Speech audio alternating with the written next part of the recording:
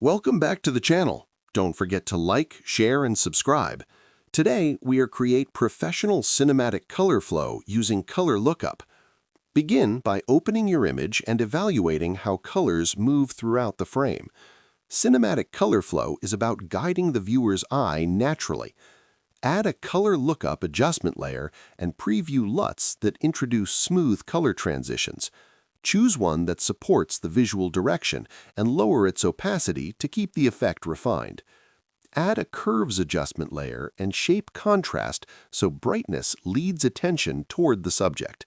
Use color balance to subtly guide highlight and shadow tones in a unified direction.